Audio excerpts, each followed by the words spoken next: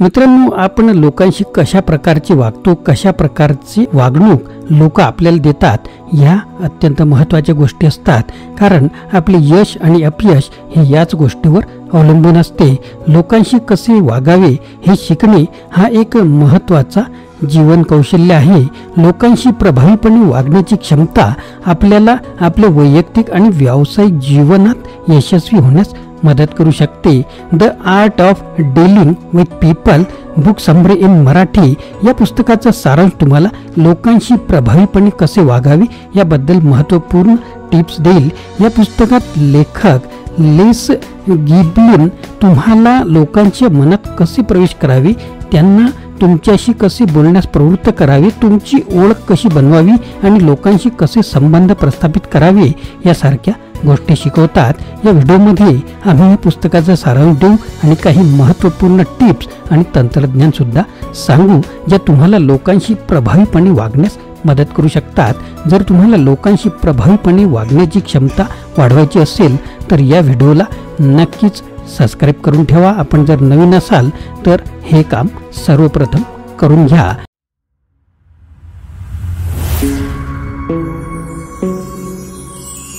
नमस्कार मित्रांनो, माझे नाव आनंद आहे आणि मराठी आनंद यूट्यूब चॅनलमध्ये आपणा सर्वांचे स्वागत आहे.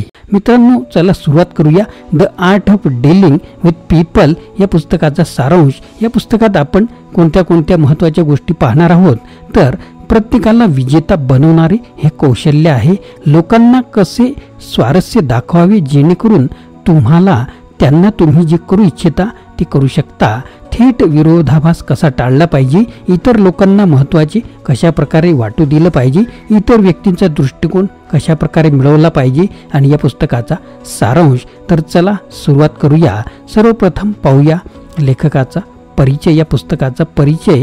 लोकांशी व्यवहार करण्याची कला ही एक स्वयं मदत पुस्तक आहे, जी विविध वैयक्तिक आणि व्यावसायिक परिस्थितीमध्ये इतरांशी प्रभावीपणे संवाद साधण्यासाठी व्यावहारिक सल्ला आणि तंत्रे प्रदान करते.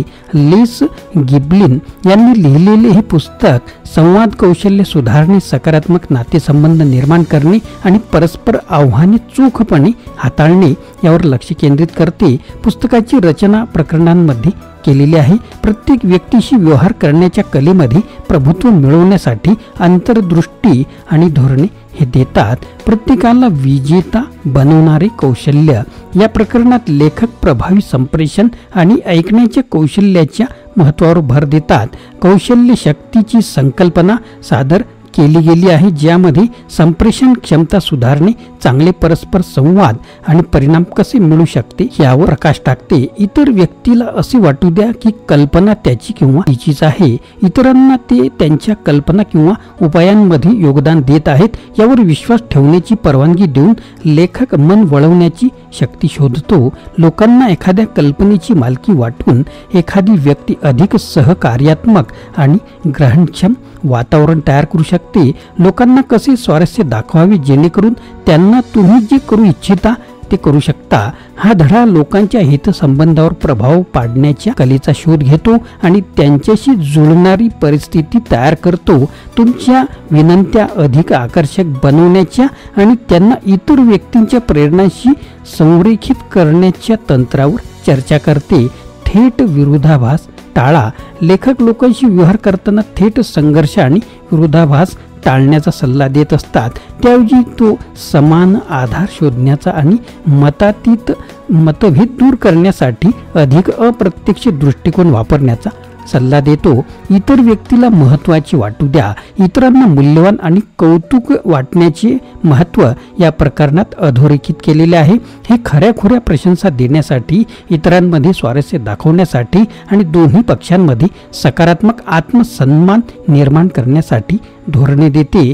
सॉक्रेटिसचे रहस्य गंभीर विचार आणि मुक्त संवादाला प्रोत्साहन देण्याचा एक मार्ग म्हणून लेखक सॉक्रेटिक पद्धत सादर करतो. चौकशी करणारे प्रश्न विचारून व्यक्ती इतरांना अर्थपूर्ण संभाषणामध्ये गुंतून ठेवू शकतात आणि परस्पर समंजसपणा वाढू शकतात.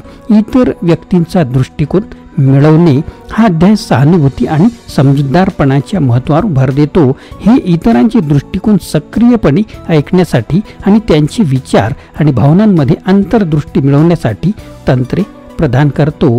मित्रांनो, शेवटी लेखक वैयक्तिक आणि व्यावसायिक यशासाठी लोकांशी व्यवहार करण्याच्या कलेमध्ये प्रभुत्व मिळवण्याच्या महत्त्वाचा इथे पुनरुच्चार करतो. ते अधोरेखित करतात की प्रभावी संवाद, सहानुभूती आणि सकारात्मक नातेसंबंध निर्माण करण्याची क्षमता ही मूलभूत कौशल्य आहेत, ज्यामुळे जीवनाच्या विविध पैलूंमध्ये चांगले परस्पर संवाद आणि सुधारित परिणाम होऊ शकतात.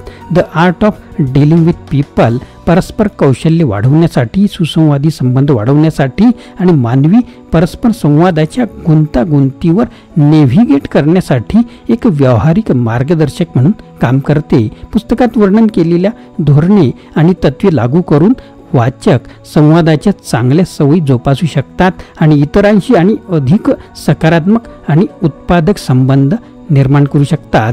या पुस्तकाचा सारांश तुम्ही ऐकल्यानंतर तुम्हाला हे पुस्तक नक्कीच घ्यावंसं सुद्धा वाटेलच. तर मित्रांनो, हा पुस्तक सारांश हा व्हिडिओ आपल्याला कसा वाटला लाईक करा, कमेंट करा, आपल्या मित्रांना सुद्धा फॉरवर्ड करा आणि नवीन असाल तर चॅनलला सबस्क्राईब करायला विसरू नका, कारण तुम्हाला नेहमी सकारात्मक आणि ऊर्जावान राहायचे आहे. मित्रांनो, आपल्याला व्हिडिओ आवडल्यास लाईक करा, शेअर करा, सबस्क्राईब करा.